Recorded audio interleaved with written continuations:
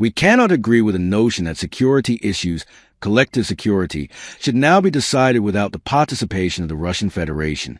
That will not work.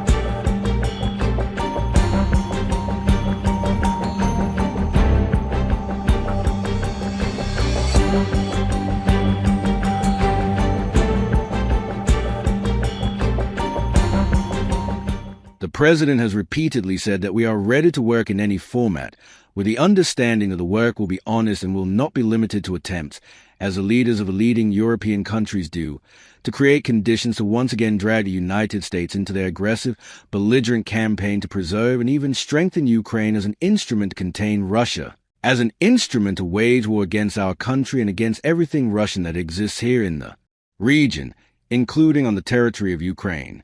Following the phone conversation between President Putin and President Trump, when the American leader called the Kremlin to tell how his contact with Zelensky and with a delegation of European accompanying persons were going, a statement was made to representatives of the Kremlin, in which it was said that Putin confirmed his readiness to continue direct Russian-Ukrainian negotiations. Negotiations, which, as you know, took place and, in general, remain on the agenda. They took place in Istanbul. There were 3 rounds.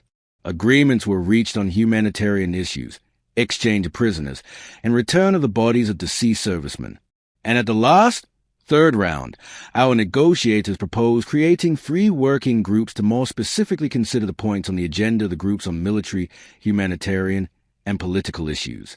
So far, no response has been received from Ukraine. But following the phone conversation the day before yesterday with President Trump, our president made a proposal not just to continue these negotiations, but also to consider raising the level of the heads of delegations. And this fits precisely into our proposal, which I just mentioned, that within this process, a separate block will be dedicated to considering the political aspects of the settlement, along with military and humanitarian ones. It is clear that the reaction of the Ukrainian side does not depend on us, but since this idea was positively received by President Trump, we expect that he will convey it and explain it to the Kiev representatives, and we will get a reaction. This would be an important step to raise the level of negotiations, to increase the degree of specificity, and to move closer to considering the key issues that need to be resolved for a sustainable settlement. Under all circumstances, as I have already said, we are ready for any formats, but when it comes to high-level meetings, it is necessary to prepare them in the most thorough way at all preceding stages, so that the summits do not result in a worsening of the situation, but truly put an end to the negotiations that we are ready to continue. You know, we naturally monitor what is happening in the international community, including within the Western camp, regarding the developments surrounding Ukraine. I have already had the opportunity and the satisfaction to emphasize that we are observing an increasingly clear understanding by our partners in the United States of the need to eliminate the root causes of the crisis, rather than trying to support those who voice lofty slogans about an immediate ceasefire while at the same time saying that a ceasefire does not mean an end to the continued supply of weapons to Ukraine. Such a statement was recently made by French President Macron. It is good that this absolutely reckless, confrontational position, a position in support of prolonging the war, is not being understood or supported by the current U.S. administration. That administration is trying to delve into the essence of the problem and help eliminate the root causes that gave rise to this crisis, which I have once again spoken about today, and which President Putin has repeatedly addressed.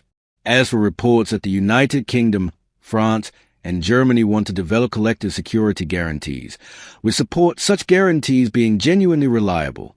And here, we have a very good example, which, by the way, comes from an initiative of the Ukrainian side itself, namely what took place in Istanbul in April 2022, when the Ukrainian negotiating team proposed a basic principle for ending hostilities and achieving a sustainable resolution.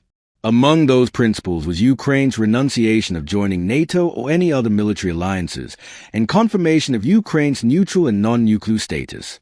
In this context, the Ukrainian side proposed, and our delegation at the time agreed, to develop security guarantees involving all permanent members of the UN Security Council, the Russian Federation, the People's Republic of China, the United States, France, and the United Kingdom, as well as certain other countries.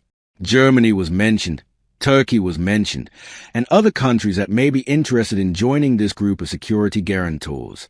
In that context, the Ukrainian proposal clearly implied that these guarantees would be equal.